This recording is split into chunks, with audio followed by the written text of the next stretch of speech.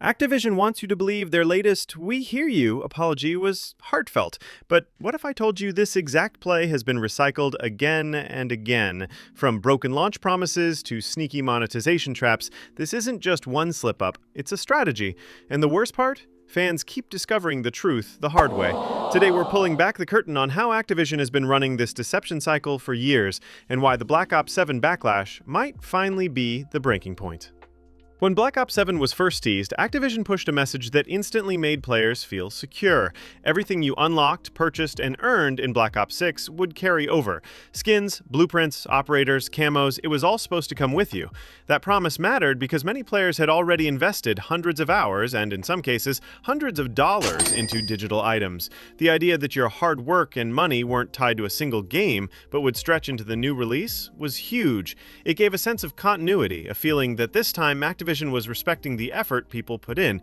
That excitement turned into a spending spree overnight. Bundles began flying off the digital shelves because, why not? If what you bought in Black Ops 6 would move forward, then loading up now felt like building a longer-term collection, not just something disposable. The Battle Pass suddenly looked like a smart investment, too, since the weapons and skins unlocked wouldn't vanish when the new game arrived. Content creators jumped in on streams, telling viewers they could finally grind without fear of losing everything when the next title dropped. Social media lit up with players comparing purchases, posting screenshots, and sharing their excitement at finally being rewarded for loyalty. But just as quickly as the hype spiked, the truth hit. Less than a week after players poured money into extra bundles and premium passes, Activision quietly flipped the switch. That so-called carry-forward plan? Canceled. The fine print changed, and suddenly all of those purchases were explained away as not guaranteed to transfer. There were no refunds, no compensation, just a public statement brushing off weeks of player enthusiasm as a misunderstanding. The outrage was immediate. Players who thought they were building value discovered they'd been building a pile of losses instead. You could feel the sting in countless reaction posts. Fans wrote about sinking $50, even $100 into bundles they never would have touched if not for the promise of future use. Others shared clips of themselves unlocking expensive items days before Activision nullified the migration system.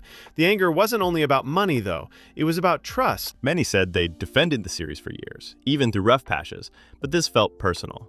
This wasn't just a game glitch or a broken feature. This was a commitment undone before the new title even hit shelves. So the question comes up. Was this a mistake in communication, or was it a calculated bait and switch? Companies misstep all the time, but this announcement was pushed as a central selling point. How do you roll out a carry-forward feature, let it run long enough to fuel a buying frenzy, and then yank it days later with no safety net from the very people who acted in good faith? That doesn't sound like an accident. It sounds like a test of how far players can be pushed before they break. And here's what makes it sting more. The reaction strategy felt rehearsed. Activision launched a dramatic apology announcement after the backlash, filled with flashy words and emotional cues, as if style points could rebuild the bridge they'd already burned. But the community wasn't fooled this time. You could see it in pre-order numbers. Early momentum for Black Ops 7 started trailing behind competing shooters. Battlefield, which has had its own turbulent history, actually began gaining positive comparisons in forums. Players started asking whether switching loyalties might finally make sense. The Black Ops 7 fiasco turned into a watermark moment. For many fans, this was the proof they needed that the cycle isn't made of slip-ups, it's baked into Activision's approach. Promise big, ignite spending, then retreat once the profits are locked in. The apology isn't a fix, it's a reset button so the cycle can run again with the next title. Activision's gamble has always been that fans will forgive, forget, and move on. But with Black Ops 7, cracks finally appeared in that pattern. What makes the story bigger is that this is far from just a single launch gone wrong. This same bait-and-switch framework has been running under different names across past games, and if you trace back a few years, you'll see how these stumbles were never accidents. They look more like habits the company leans on to extract more. Activision would probably prefer you don't think about those older examples, because laid out together, they show that Black Ops 7 wasn't just one bad look. It's part of a chain of broken promises stretching back years. If you think this trick is new, think again. Activision has been running the same playbook for years, disguising each move as something groundbreaking, only to backtrack once the money rolls in. You can trace it back to earlier Call of Duty launches that promised innovation or fairness, but ended up cutting corners in ways that hurt the same community they claimed to respect. Instead of rewriting history, let's call it what it was: a cycle of empty promises that kept fans waiting for change that never really came. Take Call of Duty World War II as one early example. Leading up to release, the marketing leaned heavily on authenticity and dedication to historical accuracy. But once the game hit shelves, the experience was marred by unresponsive servers that disconnected players in the middle of matches. Hordes of gamers tried to push through the broken system, expecting patches or updates, but support lagged far behind. Entire stretches went by with little response. During that time, modders and cheaters slipped easily into lobbies, and players who bought the game for fair competition suddenly faced chaos. Complaints piled up, yet for Activision, silence was the consistent reply. It wasn't just limited to one title. Modern Warfare 2, which was heavily marketed as a return to the golden age of the franchise, soon became a playground for hackers. Simple aimbots, wall hacks, and exploit scripts spread everywhere, and for months, players begged for acknowledgement, let alone fixes.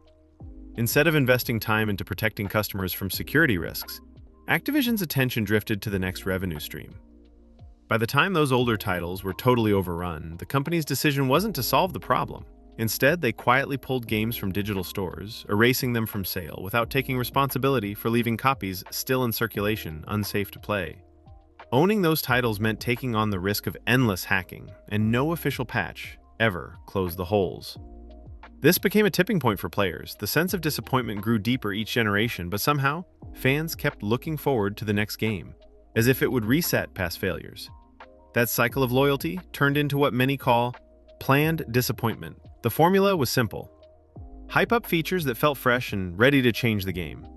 Underdeliver once the title launched, and then offer limited fixes only if the outrage got large enough to risk sales. The fixes never came out of goodwill. They arrived because bad press was hard to ignore. One of the most blatant tactics was the way Activision handled limited-time content.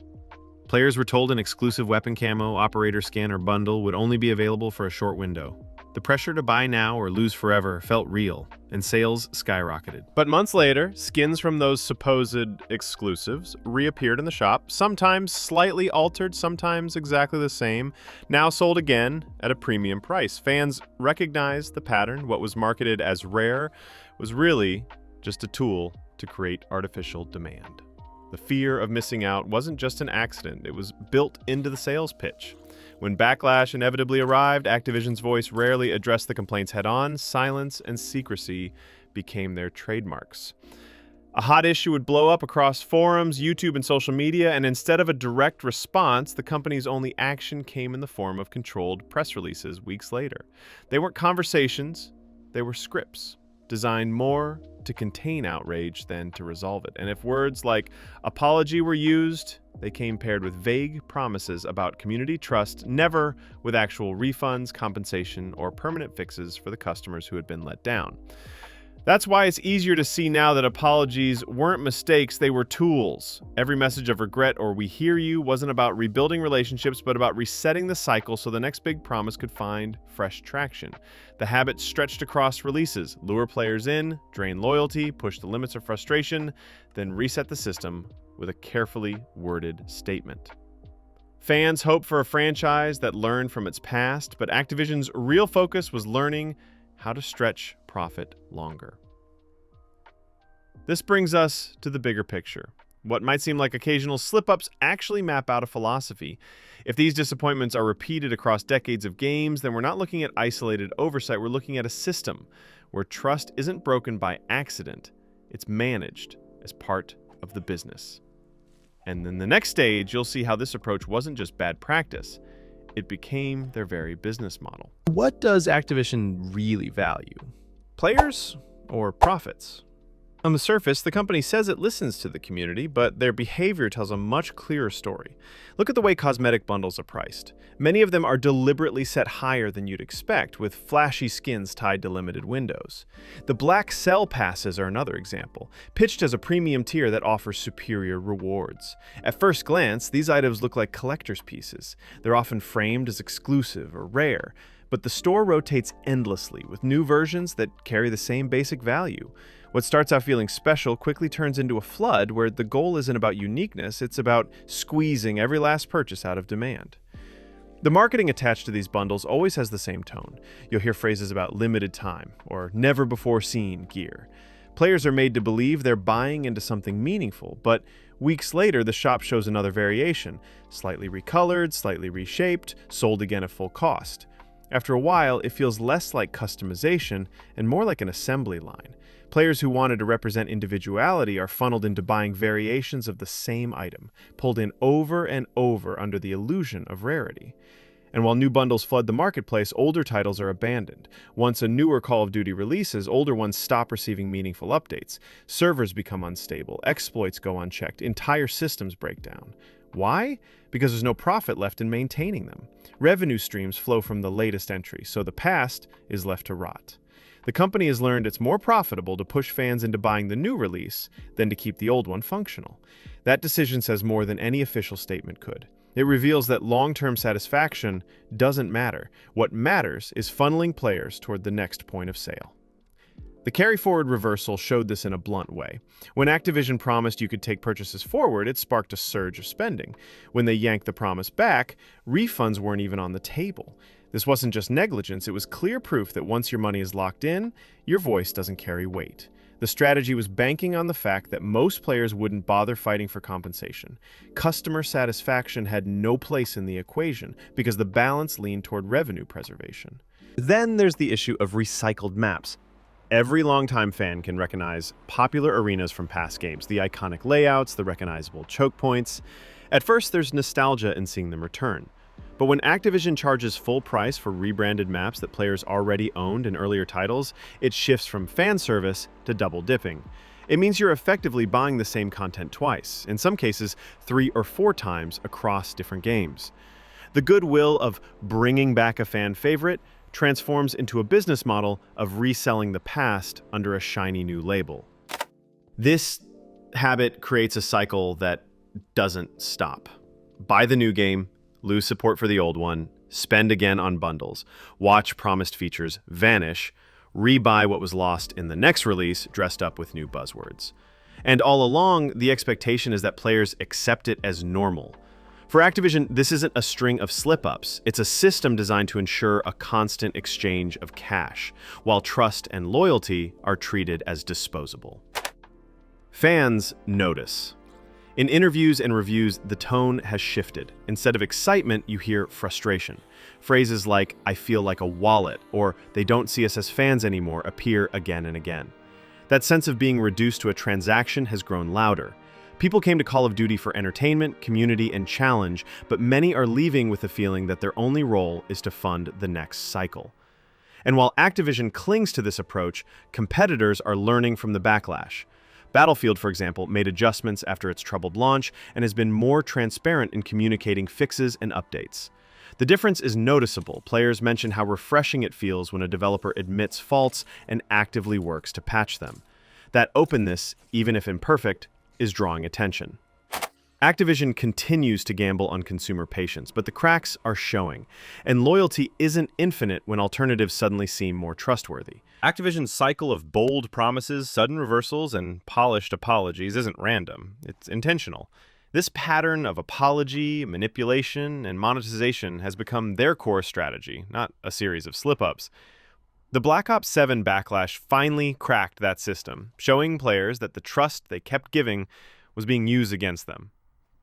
If this is the start of a real fracture, then the choice now sits with the community. Blind pre-orders only fueled the cycle, questioning the marketing, waiting for reviews, and refusing to accept half-truths might be the only way to break Activision's hold.